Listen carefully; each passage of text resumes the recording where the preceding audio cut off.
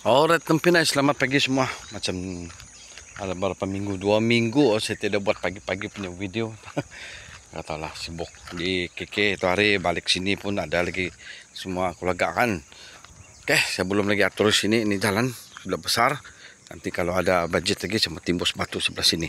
Ada lah nih, saya punya target ini tempat. Oke, nanti minggu ini ataupun minggu depan tuan tanah kita datang, kita mau runding lagi bagus-bagus. Kasih dir dia, jadi betul-betul tuh itu project.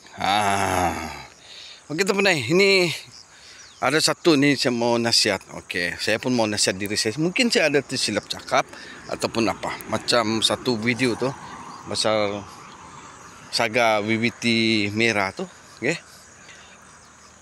Kan dia cakap ada leaking. Kan filter tu dia bilang mungkin dia bukan cakap dari filter, mungkin dia cakap dari crankcase. Tapi membenarkan saya cakap dalam video tu crankcase dia ada, filter saya bocor. Jadi kita tidak mau ambil kesempatan mau buka crankcase.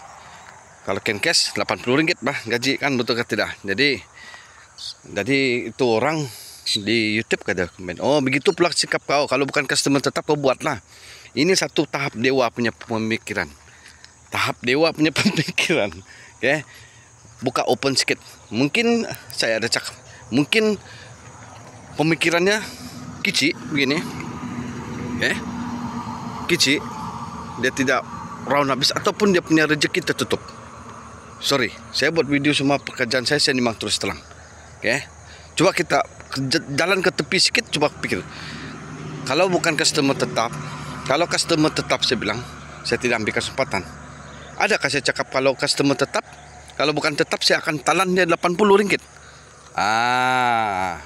Kau parking sebelah kiri sikit kan, kau pikir apa yang saya cakap. Saya belum sampaikan lagi semua. Kalau saya sampaikan sampai besok pun kau tidak selesai sama saya. Sebab saya ini banyak cerita tempat. Siapa-siapa customer saya pergi tempat kerja tempat saya. Kalau kau sudah, saya tengah buat engine, kau datang, saya layan. Tidaklah saya mau bikin kerja tu. Saya layan kau bagus-bagus. Jadi ini netizen daripada Planet YouTube. YouTube lah. REXY kata dia punya. Oh, jadi kalau bukan customer tetap kau ambil kesempatan lah. Lele. Pemikiran tu parking sebelah sikit lah. Jangan parking tu kau punya pemikiran di sini. Tidak dengan saya tutup. Mungkin saya ada tengok dia punya profile. Okay. Dia pun macam sama bidang. Mungkin kalau dia anggap dia punya tu rezeki tertutup, sebab saya cakap begitu, saya minta maaf. Saya lebih bagus terus terang, dan saya mau bersihkan kita punya banyak sudah industri kita jadi begini. Banyak sudah kan, betul kan? Saya tidak mau cakap lebar. Pikir-pikirlah sendiri. Saya jernihkan kita punya industri. Okay. Alright teman-teman, mau pergi kerja sudah nih. Ini dia view Lumat. Okay.